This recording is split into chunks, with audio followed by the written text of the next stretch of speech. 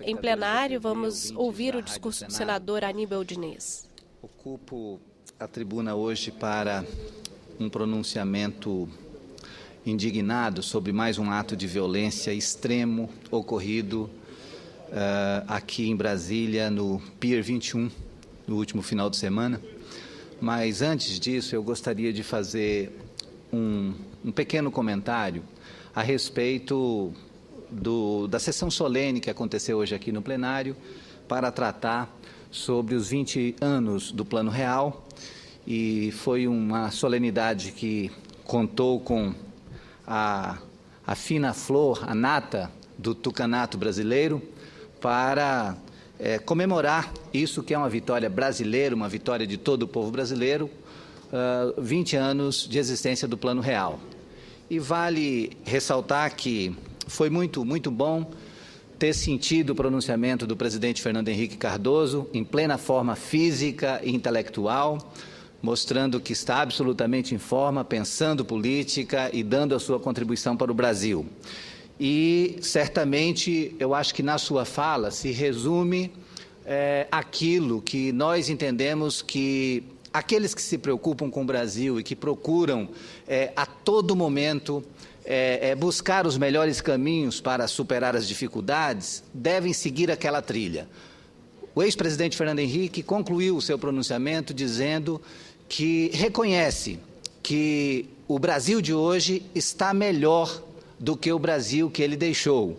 Assim como ele também reconhece que o Brasil que ele deixou estava muito melhor do que o Brasil que o presidente Sarney havia deixado, ou que o próprio presidente Itamar Franco, que o havia antecedido, havia deixado. O fato é que nós temos que fazer um reconhecimento daqueles passos importantes que o Brasil deu até aqui e dos passos importantes que precisam ser dados. E não vale aquele discurso, o discurso que tenta pôr para baixo a situação do nosso Brasil.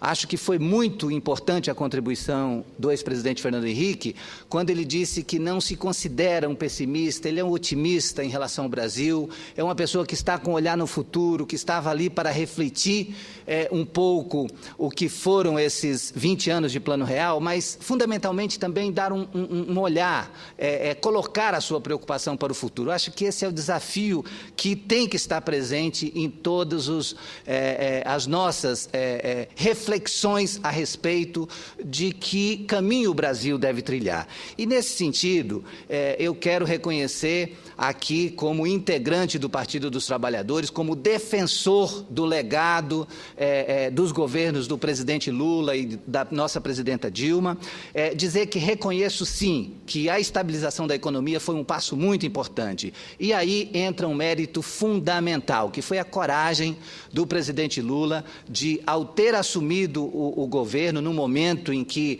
a inflação já estava dando sinais de descontrole, chegando a 12%, quando o risco Brasil estava também muito elevado, o presidente Lula tomou uma decisão muito acertada de manter aquilo que era, digamos assim, o centro norteador da economia, que era a estabilização, o controle da inflação, e assim conseguiu dar os passos mais importantes que o Brasil pôde contabilizar nos últimos 11, 12 anos, tanto no que diz respeito à distribuição de riquezas, à elevação de dignidade social para pelo menos 36 milhões de brasileiros, os avanços todos que foram conseguidos, tanto em números de vaga nas universidades, nas escolas técnicas, a geração de emprego. Nós estamos vivendo agora um momento de praticamente pleno emprego, quer dizer, são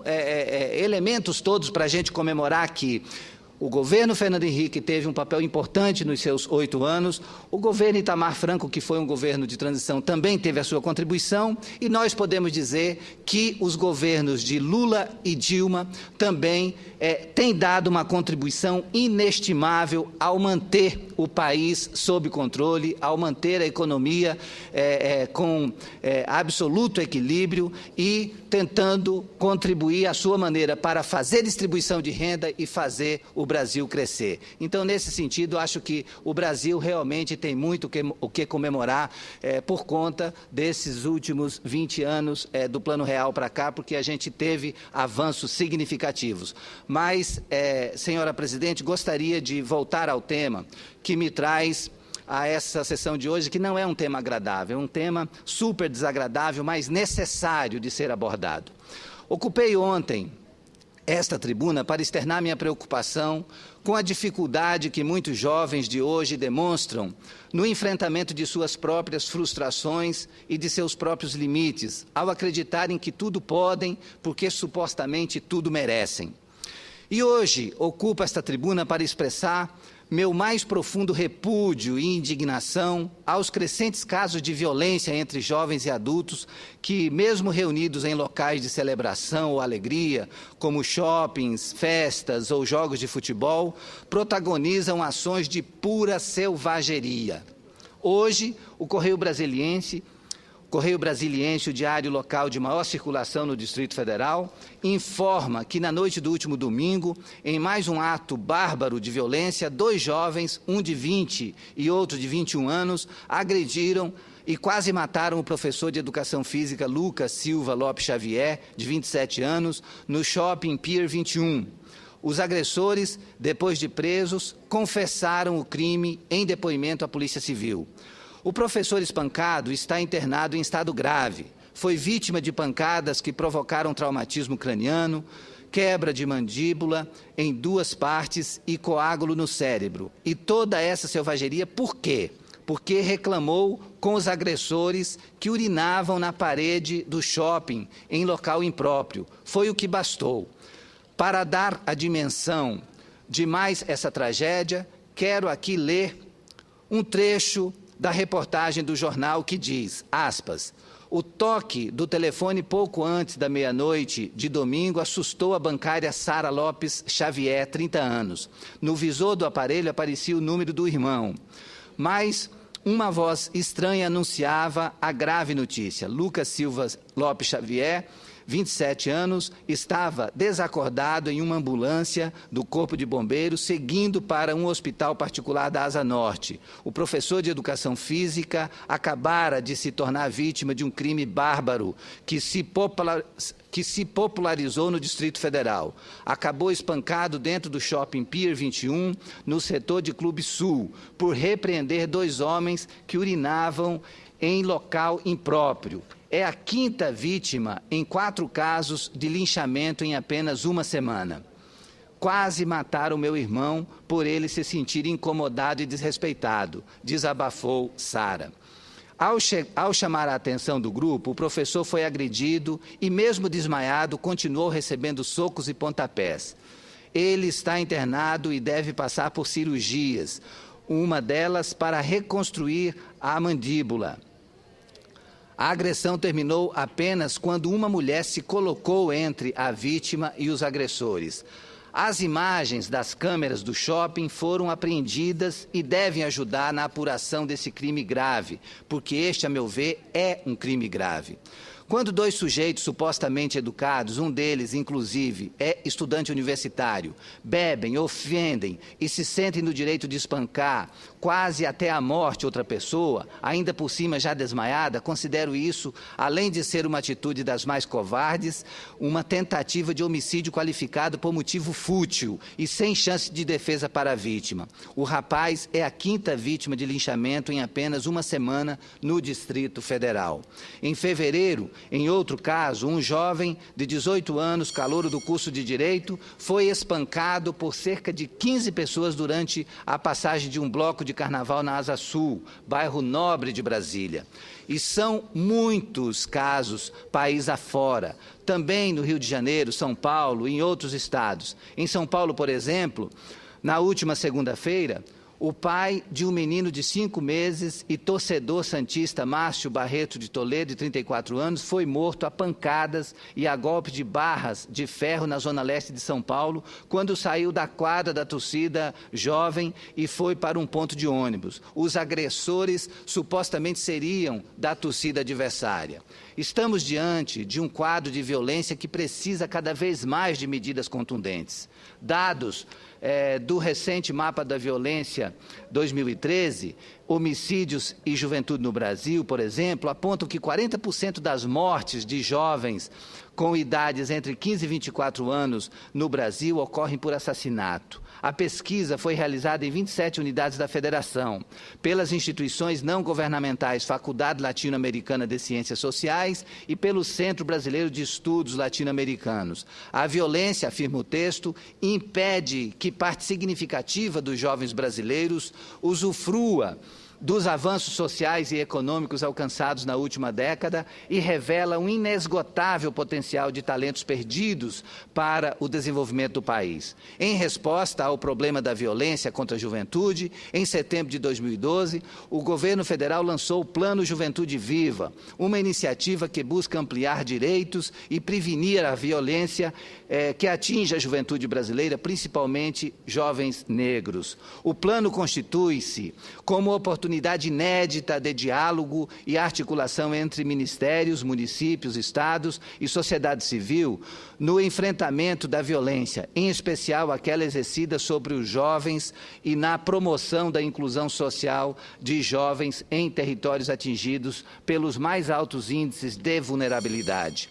Mas essa iniciativa, extremamente importante, considero, não bastará se não insistirmos, governos, pais e mestres, em uma educação que tenha por princípio o respeito, a tolerância e o bom exemplo. É preciso que em casa, pais e professores imponham limites, que em salas de aula, professores e alunos discutam cada vez mais temas como o bullying, a discriminação e o funcionamento do sistema de justiça. O que assistimos hoje é a violência como prática gratuita de jovens contra jovens, de jovens contra idosos. Há, inclusive, uma parte dos jovens que não apenas praticam, mas que gostam de exercer a violência, segundo já avaliaram estudiosos como o antropólogo Gilberto Velho, que há 10 anos realiza pesquisas quantitativas com vítimas da criminalidade. É o caso daquilo que falamos que aconteceu em Brasília, jovens que aparentemente gostam de praticar a violência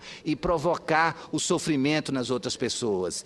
E a cultura da violência, defende o estudioso, provoca o acovardamento da população das cidades. Como? Quando alguém é assaltado ou agredido, pessoas não se movimentam para socorrê-la de imediato. É o medo. Espera-se que o poder público a socorra.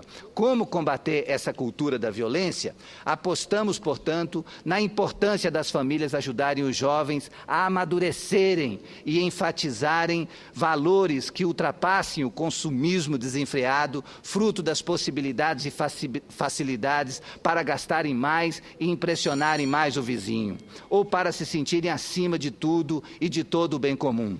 Apostamos também na necessidade inadiável de mantermos uma política social consistente, estável e continuada, com mais investimentos na área de educação, saúde e melhoria do mercado de trabalho. A segurança pública é uma atribuição constitucional dos Estados, mas não podemos excluir nenhuma contribuição federal, municipal, estadual ou familiar. O sentimento de descrédito nas autoridades, baseado no sentimento de impunidade, deve ter fim.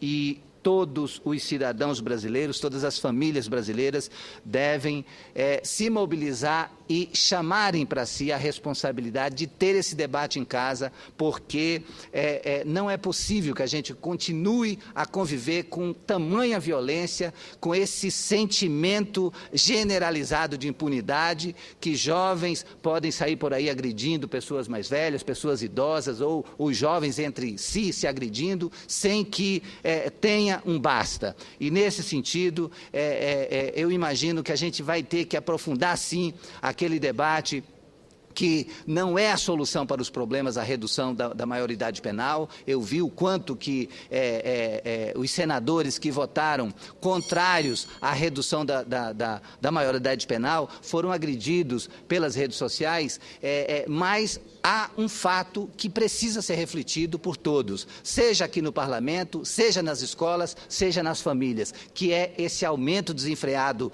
da violência e o aumento dessa sensação entre os jovens jovens, entre muitos jovens, de que, além de praticar a violência, parece que há um deleite, uma certa satisfação com a dor dos outros. E isso é a barbárie. Nós não podemos simplesmente concordar com esse comportamento e temos que nos indignar, protestar e tentar encontrar um meio de ter contenção dessa violência desenfreada que fez mais uma vítima aqui em Brasília, o professor de Educação Física que foi duramente espancado no último domingo e que está em estado grave num hospital da Zona Norte. Era o que tinha a dizer, senhora.